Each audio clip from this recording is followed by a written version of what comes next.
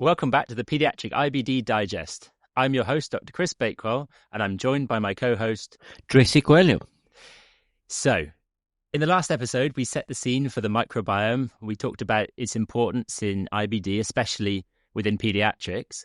So today's episode, what we're going to do is look at how that information, how that knowledge about the microbiome can be used to target therapeutics for children with IBD. Yeah, I think there's plenty to unpack today.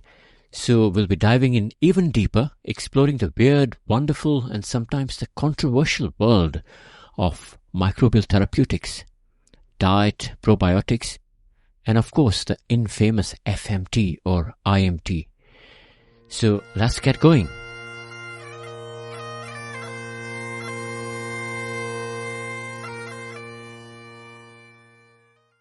Chris, do you hear that outside our virtual front door? It sounds like bagpipes. Could it be our Scottish friend?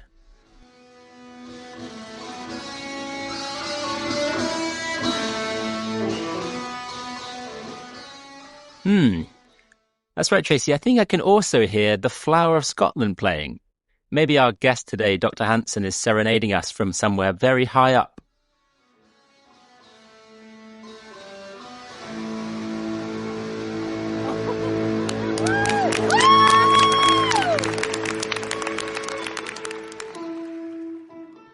Oh, not again. Don't tell me he has climbed a shipping crane at the Southampton docks this time. Now, we know from our last episode that he did this at the ESPGHAN conference back in 2019 in Glasgow, so maybe he's trying to recreate his own heroic Glasgow moment. Possibly. I know it was an epic event in 2019 in Glasgow, but is it safe now? I'd say absolutely not. Okay, we better go and get him before he declares independence from up there. Yeah, maybe we should play the intro music.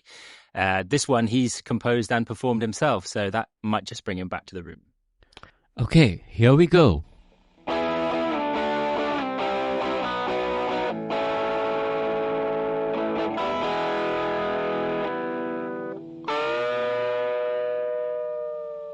Yeah, welcome back, Richard Hansen, Dr. Richard Hansen. Hi, guys.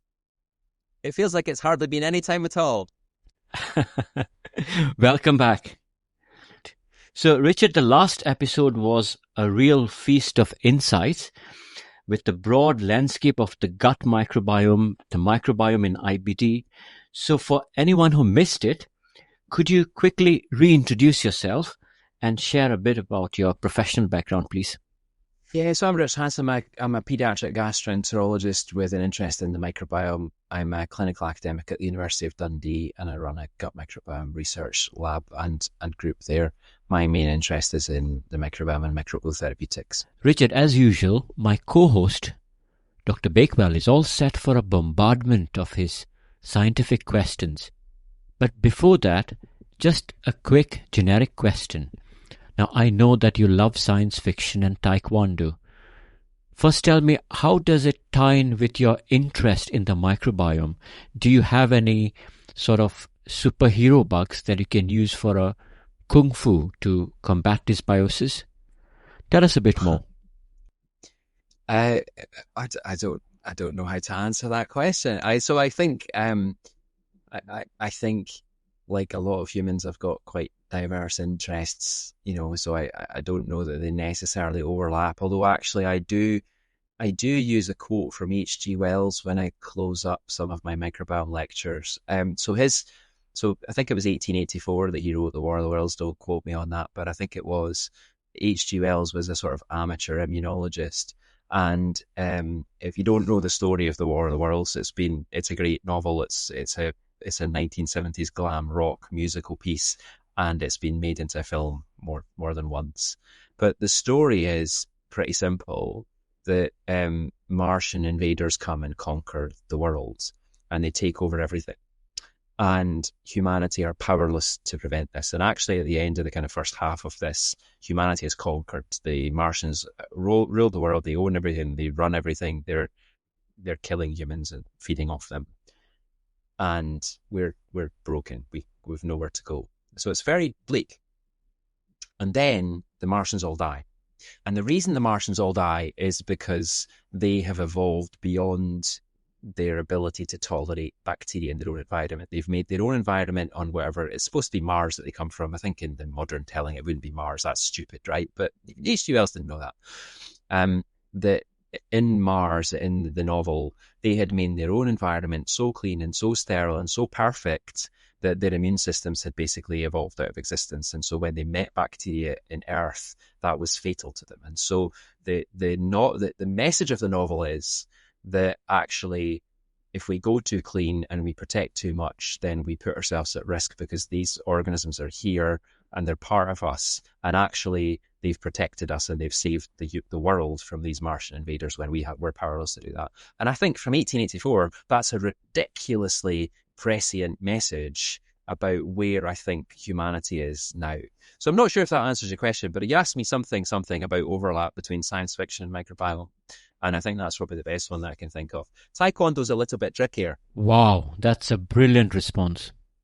I'm awestruck that you managed to answer that question in a way that did include science fiction and the microbiome. So whether you had that prepared from previously or not, I don't know. But that was pretty good going.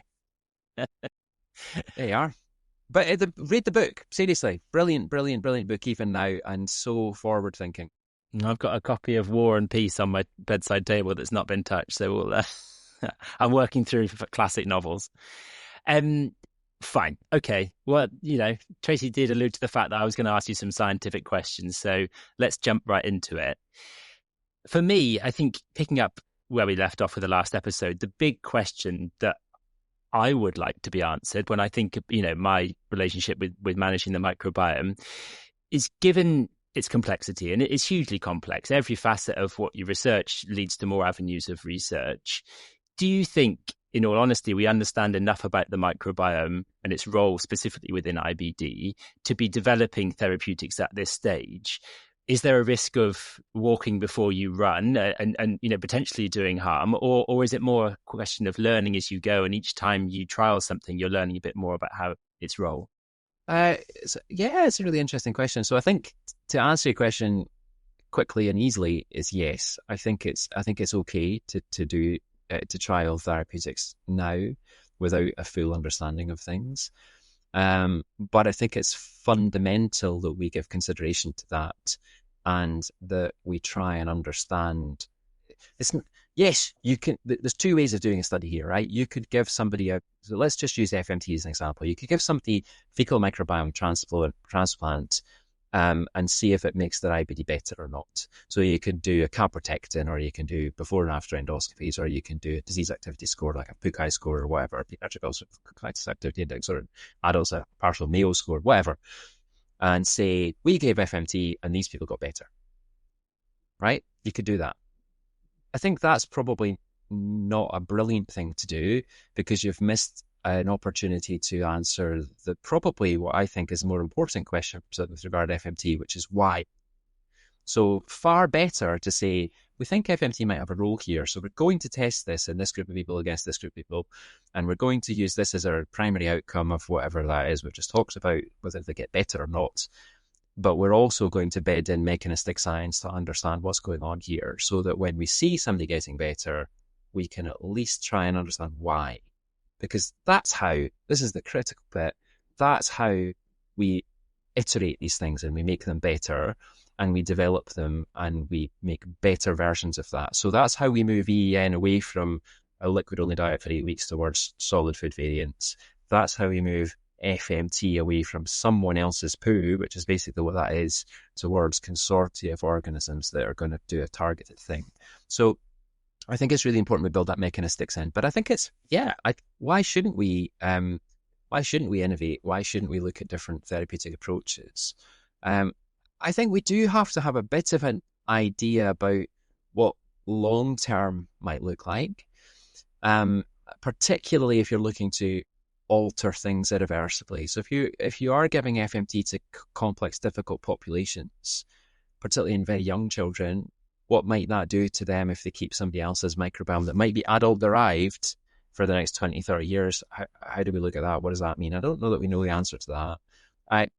I do have concerns. These are theoretical concerns about if you used microbially suppressive therapies like EEN and you did that long term, what would that mean for the health of that person's microbiome and their risk of other things that might be microbiome mediated. But these are going into long-term concerns is really, really difficult. That's really difficult. Yeah. And I guess diet is a good place to start, right? Because, you talked on the last episode about the importance of EEN and that big question about why it works. And that's kind of driving, potentially a place to look at to drive our understanding. Would you be able to talk us through those kind of seminal bits of information that, the use of EEN, your own research within Glasgow, the CD treat CDED diets. What is the evidence to say that diet has a role within IBD, and where's that all going?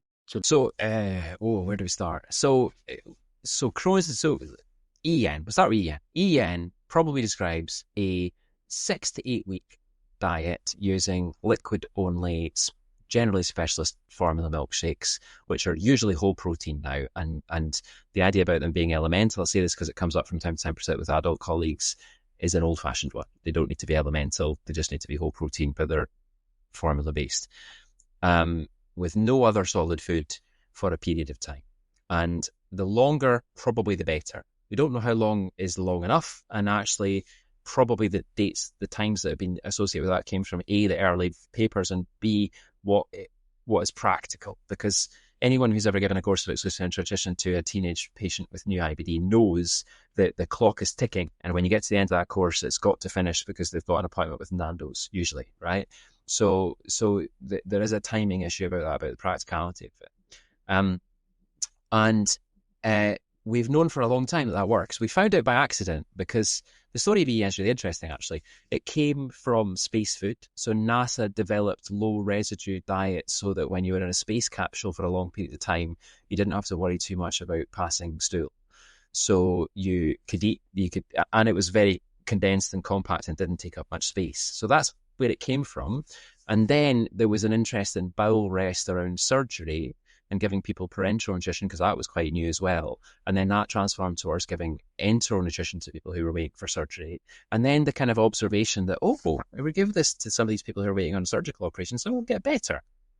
And I think we as pediatricians kind of took that on and ran with that. And probably for like 20 of the last sort of 40 years, we've been the champions of nutritional therapy. Southampton is one of the absolute world leading places on this and has been historically. Actually, you'll very much know that, Tracy. Advocating for this as a therapeutic option for children with Crohn's disease, and adults kind of moved away from it. And I think the reason for that is because I always say this, and it might or might not be true. I say that children come to clinic with someone who tells you the truth about what happens, and adults come along and tell you what you want to hear. That's not exactly true, right? That's an exaggeration. But there is an issue about children, their compliance with this being driven by them having that parental model, that someone who looks after that says, you say do this and we do that, and they control that. Whereas adults have got more autonomy. So if they're not getting on with it or they're finding it really cumbersome or whatever, then they're not necessarily kind of engaged with that. They have to be really motivated to do that. And from a societal perspective, food is important. We meet people for lunch, we go for drinks after work, the food and drinks and engagement, that's really important. So it's hard for adults to do. So anyway, adults diverged and they didn't do a lot of this, but I think they're coming back in, right? And one of the things that I'm really proud to have been a part of is the first European Crohn's and Colitis Organization ECHO consensus on nutrition and IBD is just about to be submitted to the journal. There's a couple of stages we need to get to before that, but it'll be submitted to the journal probably within the next few weeks and hopefully published by the end of this year. And it talks about all aspects of nutrition and IBD, and it supports EN as a therapy. And we hope that will encourage more people to think about this. So that's EN, right? And again, I mentioned my friend Prof. Costas Gerasimidis, but everyone says it's Gerasimidis, and he knows that all the time. And I try to get it right for him because he's so used to people getting it wrong. He wrote, I think, the seminal papers on this that described that when you give EN, you make your dysbiosis, which we defined in the last episode as an imbalance in bacteria driving inflammation, worse.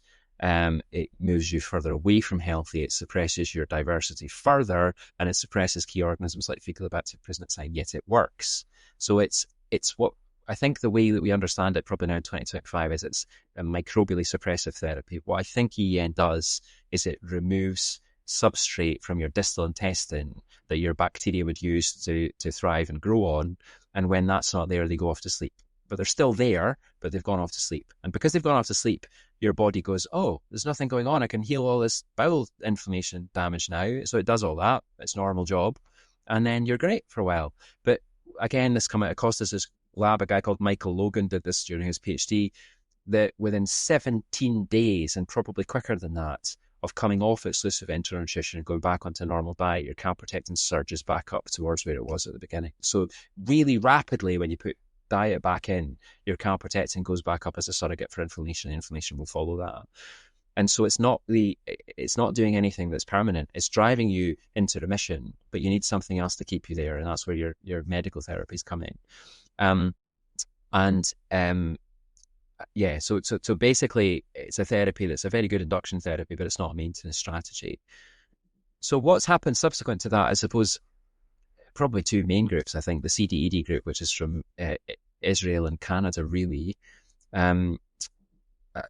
developed a diet that is sort of 50% partial enteral nutrition, with some foods that are promoted and supported and some foods that are allowed and some foods that are disallowed, and showed that that's pretty much as good as exclusive enteral nutrition and might be more useful into the future as a sort of quasi-maintenance therapy, although that part is a little bit looser and needs probably a bit more work to be confident about. But that's their approach to this, was to say, okay, if we use 50% partial enteral nutrition, we do this other diet, what does that look like, and is that effective? The answer is probably yes. And there's a little bit of work from that group and others to say, well, what if we take the partial enteral nutrition away and we just use this other food diet? What does that look like? And I think that probably we need to see more. But okay, we took a different approach in Glasgow. Again, Costas, I've mentioned, a chap called Vios Svolos, who was a PhD student between Costas and I, and lots of other people, including Richard Russell and adult gastroenterologist Dan Guy, contributed to this. We developed a whole solid food diet, which was based on exclusive enteral nutrition. We took the idea, what if we look at the macronutrient and micronutrient constituents of exclusive enteral nutrition, and we try and match that with solid food? If we do that, will it do the same thing? And the answer is probably. So we tested it in healthy volunteers to show that the microbiome shifted in the same way. We tested it in a rat model of ileitis, HLA-B27 rats, and we showed that it reduced rat ileal inflammation in those rats comparably to EEN, whilst shifting the microbiome in a similar way. And we did a small open label study in a few children, which showed that it reduced weighted PCDI and reduced calprotectin in most of those children.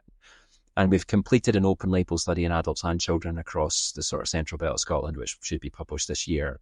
And that's, I think it's going to be quite interesting, and it's going to say, yes, there is something here in terms of the signal from this. But it does matter that you comply with it. And I suppose one of the key things that we've learned along the way, and we've definitely published this with regard to exclusive enteral nutrition, is that if you don't take it, it doesn't work. And that's probably not a surprise to you. We used something called gluten immunogenic peptide, which you can detect in feces as a breakdown product of gluten, as a proxy for whether people were or weren't taking gluten in their diet. And of course, if you're on exclusive enteral nutrition, you shouldn't be taking gluten in your diet. And so if it's there, you're cheating to some extent. Whether it's a small amount or a large amount, you can't tell. And what they're cheating with, you can't tell, but they're not complying with the diet. And what was interesting in the paper we published on this was that your fecal calprotectin reduces, but it then plateaus if your GIP stays positive, whereas it continues to reduce if your GIP's negative. So things like that are going to be really important to try and understand what we're seeing with the signal, rather than just saying we're giving this therapy to this group of people and this is what the response is. We're going to have to be able to sort of interrogate that and say, well, okay, these people are responding, why? These people are not responding, why? And what does that mean in terms of their mechanistics? And so particularly when you're talking about interventions that are as complex as food, and you're relying on people doing what you ask them to and reporting to you in good faith, then it's quite a challenging area to do research in. Thank you. I mean, it was a big question, but a brilliant summary. Just thinking about what you said, in terms of what the diet actually does. Okay, so you're not providing substrate for the bacteria, so you're maybe suppressing, not eliminating but suppressing those bacteria. I think I know the answer to this question, but just from a podcast perspective, why won't antibiotics work then? If you give antibiotics to suppress those bacteria. Yeah, well, they do a little bit. So there is some data, but not good randomized controlled trial sort of level 1 meta-analysis data of using antibiotics in Crohn's disease. So the thing called CD-ASCRO, which is a kind of Israeli-defined antibiotic regime that relies heavily on azithromycin, but it's quite a protracted and tricky treatment course. But it can be used as an induction agent in some people, and it can be effective in some people. And I think that my Edinburgh colleagues, I think, led by Richard Russell, published a report on this in JPGN, a kind of experience-based report on this in JPGN not long ago, which is well worth a look if people want to think about. I will. That feels like something I keep up my sleeve a little bit when I have somebody who I think needs an induction course with Crohn's disease, and I don't really want to give them steroids, or they don't want to have steroids, and they maybe have had or don't want to have EEN or something before, or haven't responded to that before. Maybe they've been a responder from infliximab for a while, their levels are okay, they've got mild disease. Do you want to just try and drive them into remission again and see if you can keep them there with that therapy? So that's the kind of thing that's quite helpful to have up your therapeutic sleeve, to say, well, what about this antibiotic course, this CD-ASCRO thing?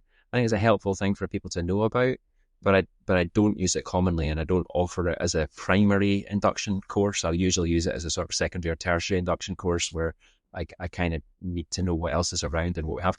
I think one of the big challenges of being a pediatric gastroenterologist is our lack of access to licensed therapies compared to our adult colleagues. But I think the plus side of that is we get quite creative, and we do think about things a little bit differently. Well, what about this? And where can we go with this? What about, So yeah, I would definitely encourage the listeners to look up CD-ASCRO and to look up the Edinburgh Experience paper on that, and to think about that as something that they could use. But you raise an interesting point, because what I think, hypothetically anyway, I think Crohn's seems to respond better to suppressive therapies. So things like EEN that suppresses your nutrient availability for bacteria, things like antibiotics through CD-ASCRO, and ulcerative colitis seems to respond better to sort of supportive, stimulatory building therapies. So probiotics a bit, but not much.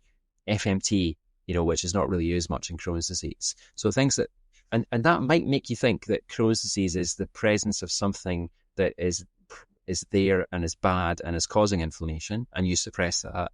And ulcerative colitis is the lack of something that is supposed to be there, that's developing or giving something to the host, and you have to give that back or support that or develop that. It's quite crude, and it's more a hypothesis, but it's kind of how I think about it a little bit.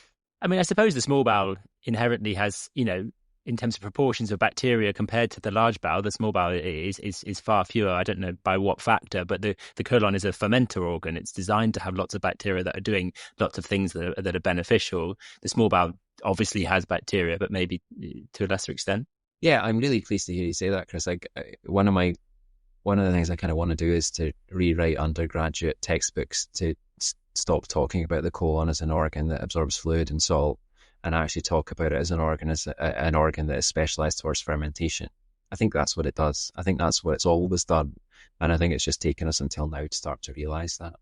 I was going to ask you, because one of the things that I looked at a paper that your colleague Costas had authored about these dietary therapies or therapies targeting IBD based on diet, and how the evidence is limited for a lot of these things. But one of the things that it looked at and highlighted was the lack of biomarkers, objective markers to say, does this diet work or doesn't it work? Because of course, a lot of it is about how you're feeling, and and these kind of soft markers, because inherently in the research world, and we've talked about in the previous podcast about maybe EEN might work in a lot more people than we're giving it to. But in the research world, these are often mild to moderate inflammatory bowel disease, Crohn's disease. And so then lots of them have low calprotectins from a baseline. Lots of them don't have huge symptom burden. So how do you know when it works or not? Yeah, so I think this is what I would encourage people when they're reading papers on this to look for two things. Look for objectivity around active inflammation at baseline. So look for instance, what's their baseline calprotectin? Do these people actually have active IBD by some criteria or criterion, I suppose, that you can point to and say that's what's going on there. And there are really quite important seminal papers that are in really high impact journals where the baseline calprotectins were either not reported or were not really interesting, like 147 or something like that, you know.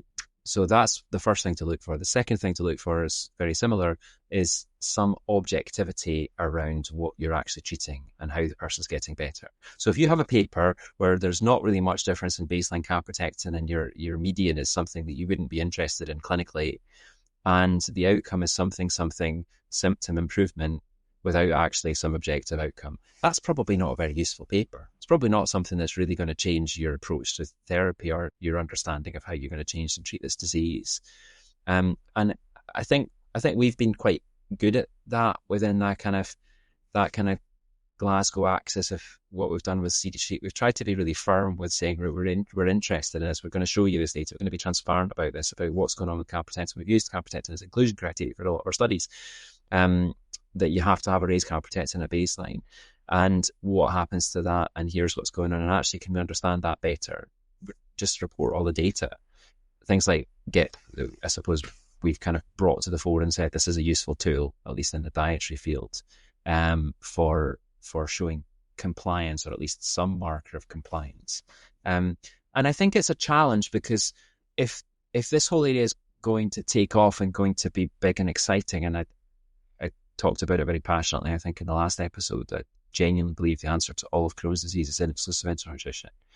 The studies need to be good, and we need to do those studies. We need to be critical of those studies. You know, peer review is such an important process in science, where someone who's independent from you looks at your work and says, yeah, but what about this? Do you know, and has both that independence from it to take that, what the managerial people would call the helicopter view, you know, whatever. You're outside it so you can see it differently, I suppose, is the concept.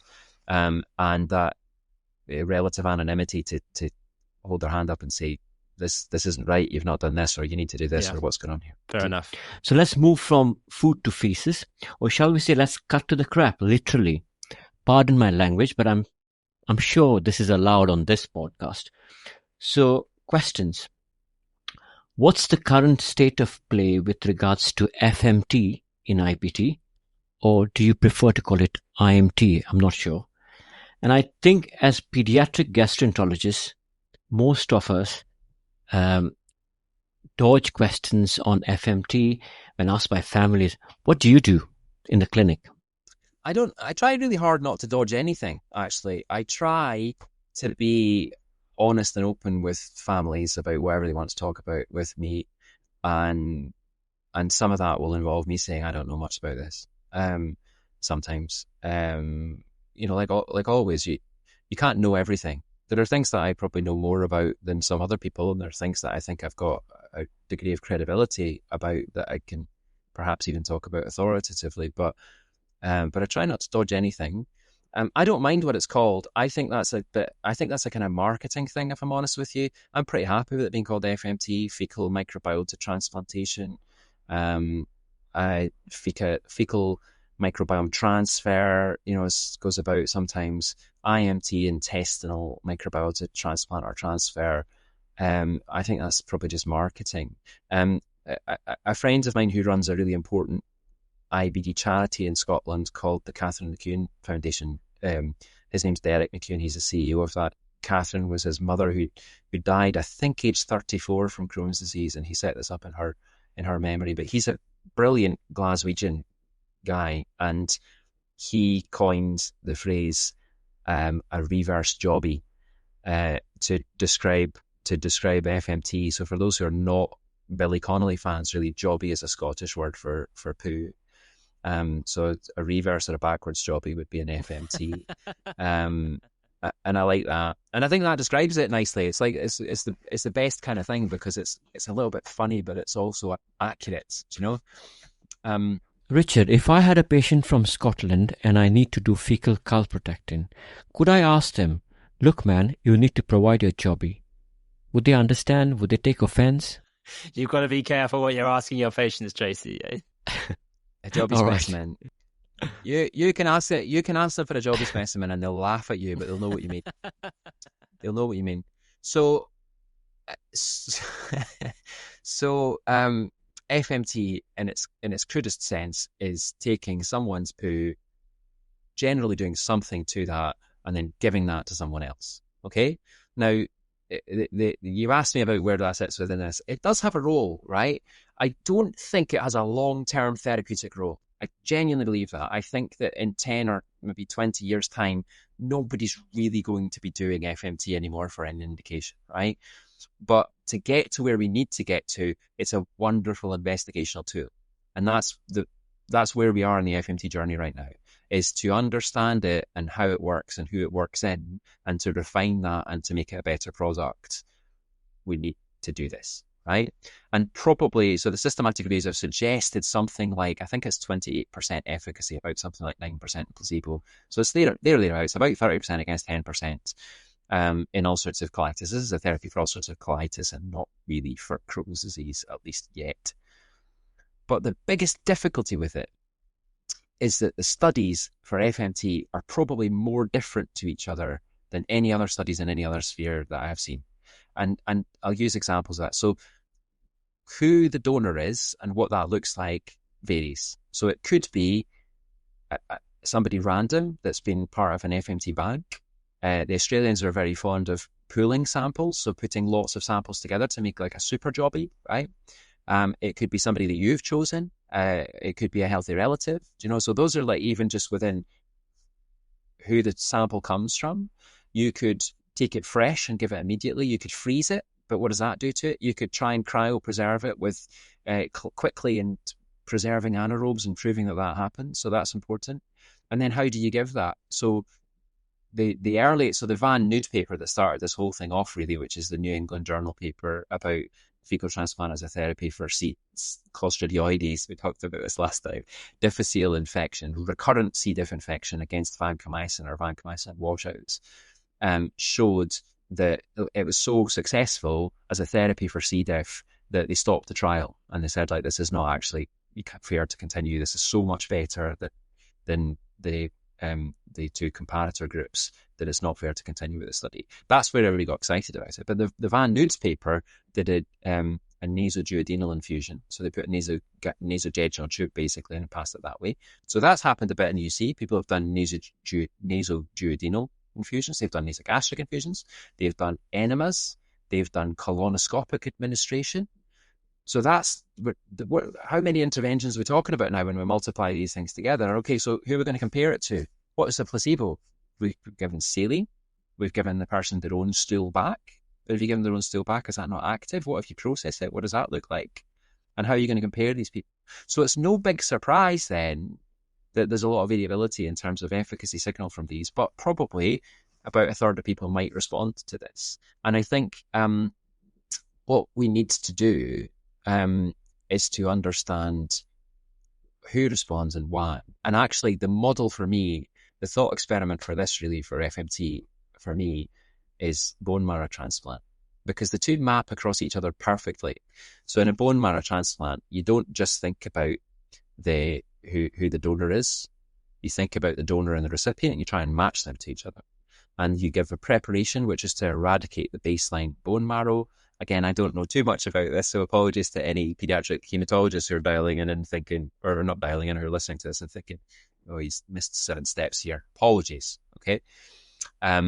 You eradicate the baseline bone marrow, you put the graft in from the donor, and then you monitor that, and you continue to give therapies to support that and a support engraftment, and you watch what happens, and then you intervene if there's a problem with that. And that's what we need to be starting to do with FMT studies. We need to be on that level of detail. But to get there, we need big banks, we need big studies, we need that level of interrogation of the research. And that will start to get us to what's the microbial signal of this recipient? What do we need to match to them to fulfill that niche here? And how do we support that? And then how do we transform ulcerative colitis with what are called consortia therapies, which is not FMT, but somewhere between that and a single probiotic, where you might have like 7 organisms or something that fulfill a specific niche.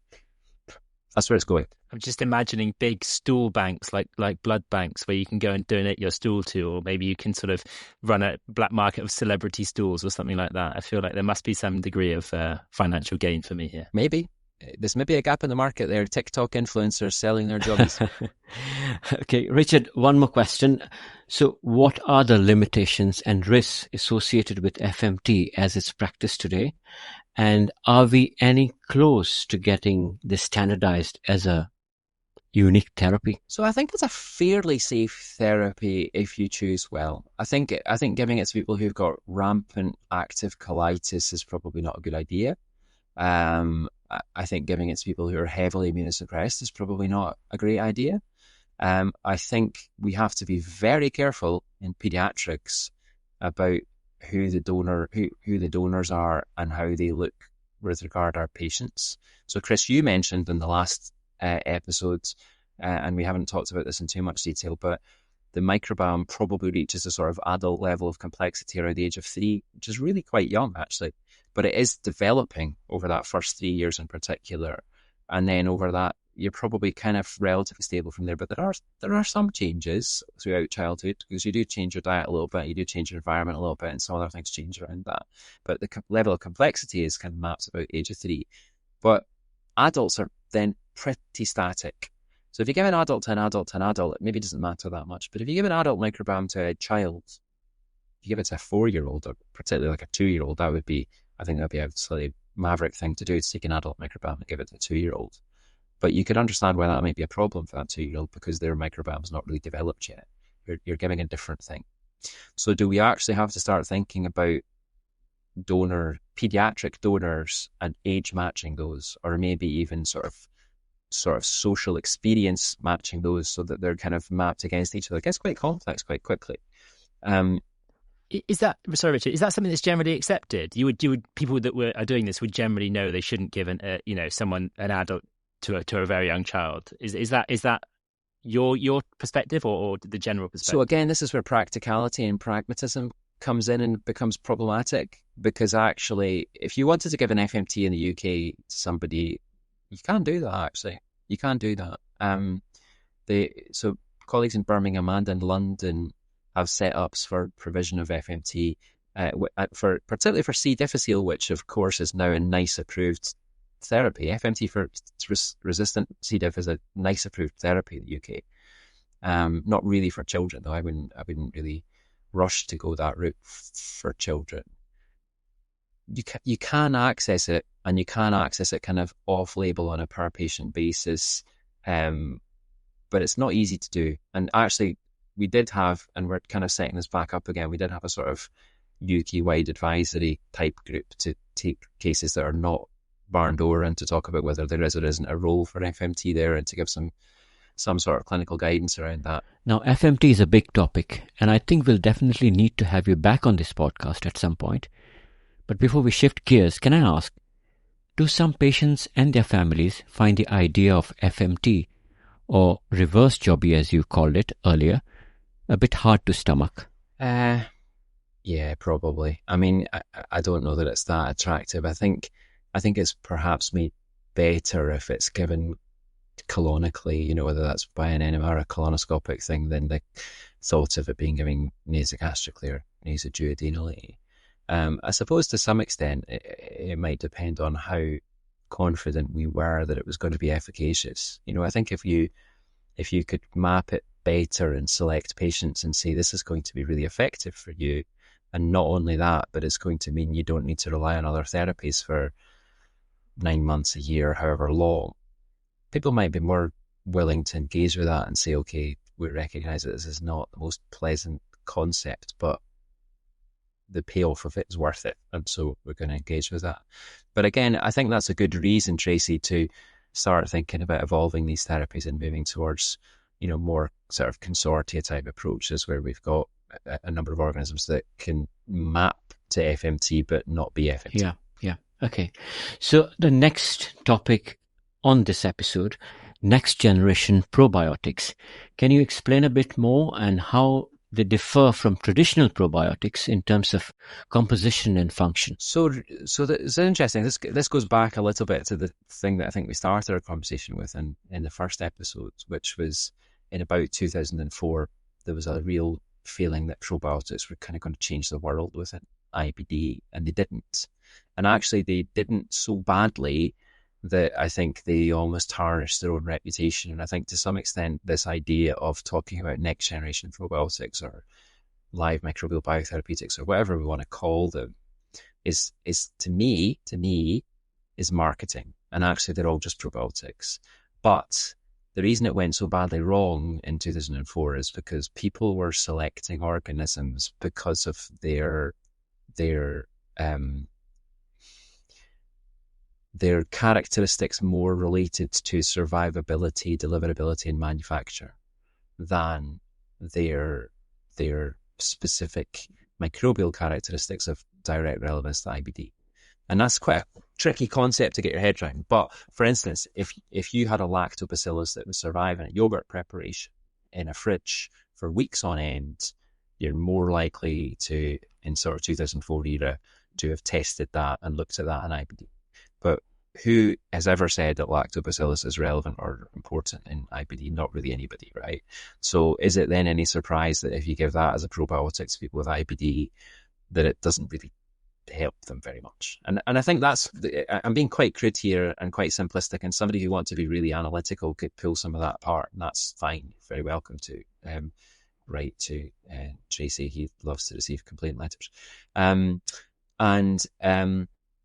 That's what happens. Okay. But actually, what we need to do is to be smarter than that and to say, okay, this is the particular organism that we want to deliver because we recognize that this is missing, or we want to give this organism because it does this particular and specific thing. It interacts with the immune system in this way. It produces this protein, or it counters this other thing. And so this is what we're going to do. And we want it to go in very specifically here. And so this is what we're going to focus on. Oh, by the way, it's a pure anaerobe and it doesn't survive 15 minutes in oxygen. And it's quite hard to get it into an encapsulated formulation. Right. Okay. Let's overcome those things. And let's think about how we're going to deliver this anyway and what that looks like. And let's develop that and make that a thing. And that idea, I think, of how we've moved away from any old thing that we can work with to more targeted specific things, I think develops that concept from probiotic to what we're calling something different now. But actually, in truth, a probiotic just defines an organism that you give and it can survive and colonize and be of benefit to you. That's what a probiotic is. So they're all probiotics. And I prefer just sticking to that label, but making that argument that actually it's about choosing the right organisms. And I think for that reason, they've had a really bad press, and actually most people in IBD circles are just not very interested or excited about probiotics because they feel like it's all washed out. We've been doing this for 20 years and nothing's come to market that's really transformed things, so why are we still talking about this? The reason is we've barely scratched the surface of which organisms we might put in here and what they might do for us. And I still think there's a huge amount of journey to go on there in terms of developing these things. There is, however, a separate problem with this, which I call the microbiome bubble having burst, okay? Because probably about 10-ish years ago, there was quite a lot of interest in microbiome. There was a lot of venture capital funding. There was a lot of support for startup companies, people having ideas, developing things, building them up, doing stuff. But quite quickly, and I'm not a businessy, investor-y person, so again, I might be a little bit off topic talking about this, but quite quickly, investors want to see return. They want to see something that's going to get to market and make a profit.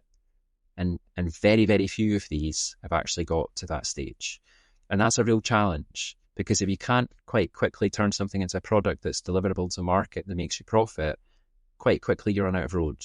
And actually that has been a big impact on this field in lots of things that looked interesting and were potentially going to go somewhere that have ultimately not really gone anywhere because the funding stream has collapsed. And regrowing that and rebuilding that is going to be really important if we are to see these things emerging into the market in coming years. Finally on that, one challenge with this is price point.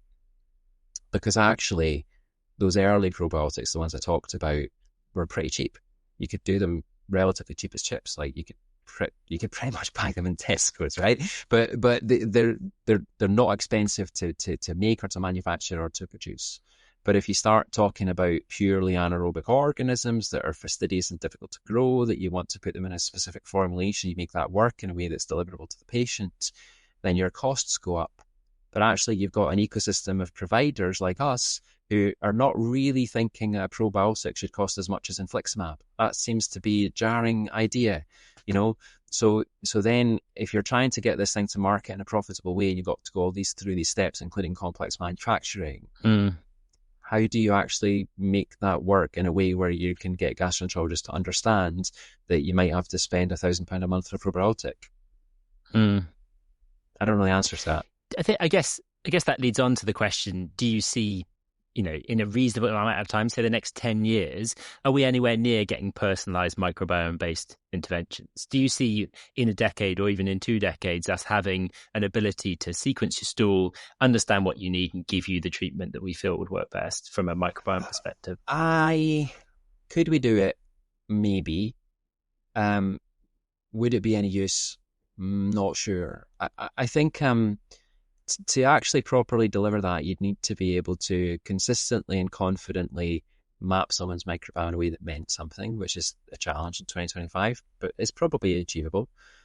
And you'd need to biobank organisms in a big enough, grand enough way that you could basically select them off of an ordered thing and say, right, you need a little bit of this, a little bit of that. Yeah. Bacteroides fine-goldii or whatever it is, or you need the bit of this roseburia. We're going to give you these ones. You take these 7 before bedtime, and you'll be fine in the morning. We could go that direction. I don't think we will, because I don't think that's ultimately going to be it's not a very good model for a business, and I don't think that's going to be very useful or profitable. I think we're probably going to be more based on understanding mechanisms and addressing those mechanisms, giving things that target that. Now, that might be that there's 3 variants of ulcerative colitis. I'm making this up, by the way. This is just me shooting the breeze and hypothesizing. There's 3 variants of ulcerative colitis that are dictated by 3 different microbial changes. And so you can target those with these different products that look at that. And you can select people in that way. That's still stratified medicine, but it's not to the degree that you're talking about, which is saying you're missing these particular organisms, we're going to give you these organisms back. It might be more about you're missing these organisms, therefore you've got this type of function. So if we give you this, then that might impact on that. But it's hard to say. I think critically, for a society, we just need to get better at not getting there. And that's important, because we can talk all day about how to stop people or how to reverse IBD microbially when you get there and what we might be able to achieve. But we're probably more useful trying to stop people getting IBD at the other side of the journey and taking some of what we've learned and applying that there and saying, right, what if, this is where the GEM study and the papers that are coming out of the GEM study is some of the most exciting work within sort of, it is pediatric IBD, but it's also adult IBD. So GEM study from Canada, massive study of recruited internationally, of first degree relatives of people who've got known IBD, following them until they develop IBD and collecting baseline samples so they can start to see that prodrome and starting to show things like there are microbial signals there that might predict IBD before you get IBD. So, okay, if that's true and that's reproducible in other cohorts and we can build a model on that and detect that, the next question is what can you do to those people to stop them developing IBD? That kind of thing is really interesting. And I think that is where we might be less about probiotics and more about dietary interventions and more about supporting a healthy microbiome and those sorts of things.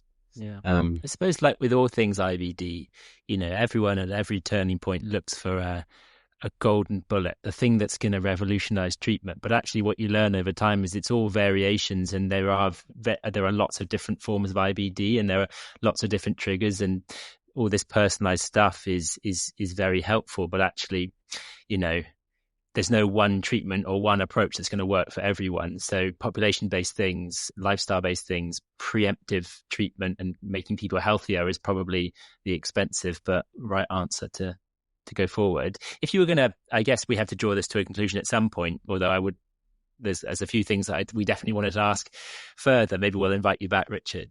If you're going to kind of draw it to a summary then, to say, in terms of where we go next and what we do next, or what you'd like to see happen in the coming years with relation to IBD and the microbiome, where do you think we should look, or what do you think we should do? So probably my first and biggest message to any pediatric gastroenterologist listening to us is to get to know and get comfortable with exclusive enteral nutrition, make that part of your treatment paradigm, and still think about using it and think about researching it and understanding it. Because as I said a couple of times now, I think it's the most important question in all of Crohn's disease. So that's one of them. How does EEN work, and how do we develop therapies that are better than that using the information that we gather from that? I think another one is, and this comes up in clinic all the time, where you've got a family who've got lots of IBD in the family, and then they say, well, what can we do about the sibling, because I'm worried that they're going to get it.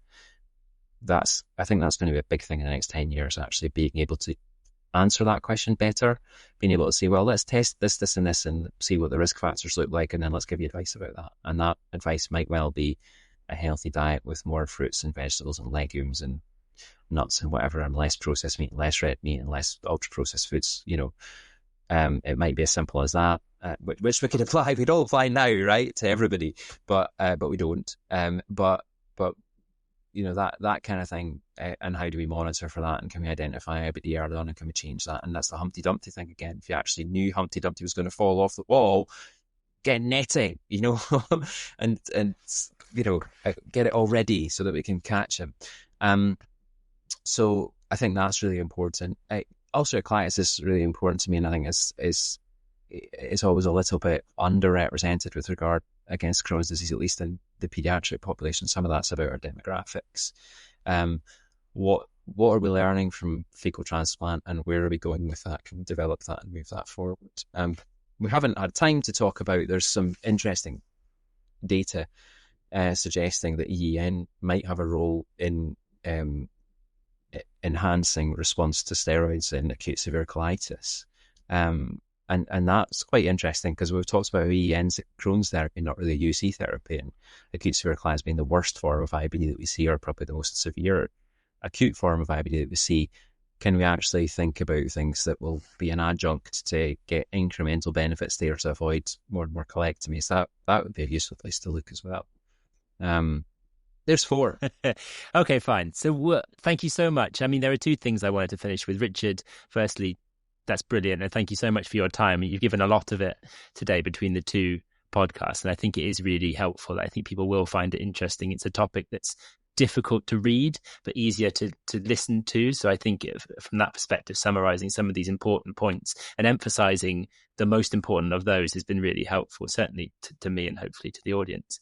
The second thing was, is your guitar still by you? Would you be able to play us out, or is that beyond your capabilities at this late stage in the day? It's just about possible. Wait a minute. It's just warming up there.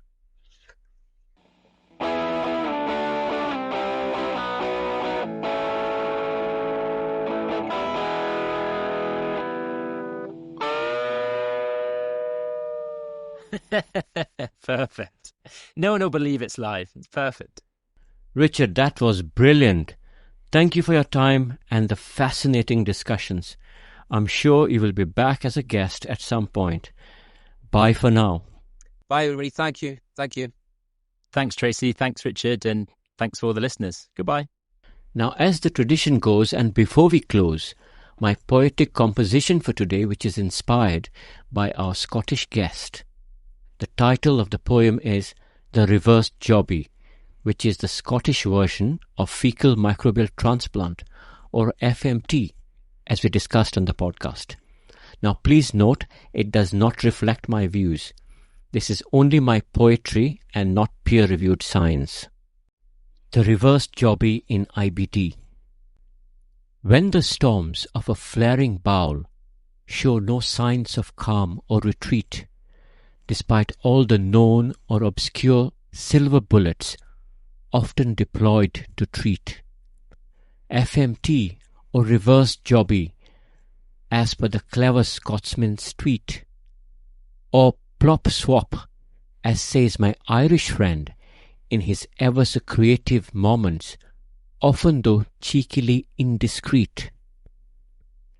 FMT, FMT, however revolting so the thought might be, in relapsing times when stuck in the midst of the family's desperate plea, could this be the only choice for the diseased bowel to remain scalpel-free?